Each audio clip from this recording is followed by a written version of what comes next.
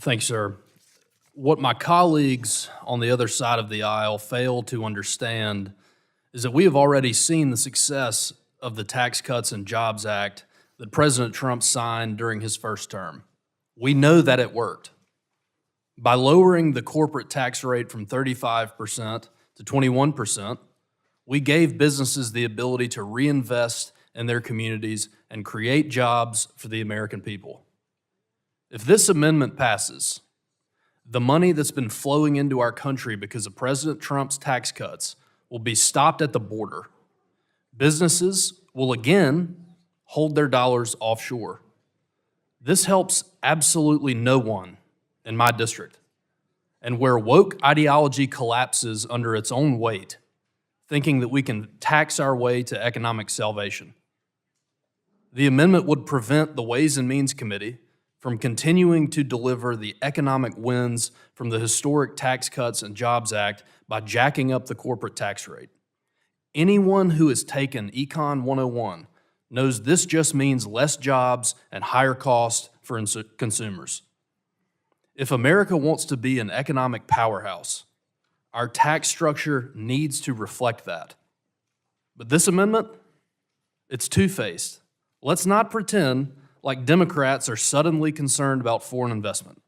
Last Congress, most of my Democrat colleagues voted against the End Chinese Dominance of Electric Vehicles in America Act, including the sponsor of this amendment.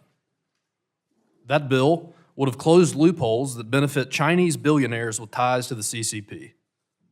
If those loopholes had been closed, it would have encouraged more American jobs instead of rewarding our adversaries.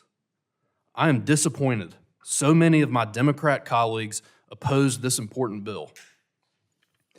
As a country, America cannot keep robbing Peter to pay Paul and allowing our adversaries to take advantage of us. If the last 4 years have shown us anything, it is that Bidenomics is a failure. The American people sent a message in November. They want change. They want to reignite the economy, secure our country, and go back to common sense. Right now, the Department of Government Efficiency is cutting waste in the executive branch, eliminating inefficiencies, and working to restore fiscal responsibility, something this amendment fails to do. It started by cleaning house at USAID, an agency that is riddled with woke waste, all at the taxpayer's expense.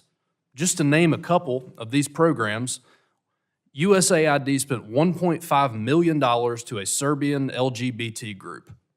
They spent $70,000 for production of a DEI musical in Ireland, $47,000 for a transgender opera in Colombia, and $2 million for sex changes and LGBT activism in Guatemala. Mr. Chairman, I could go on all night, but in the interest of time, I urge a no vote and I yield back.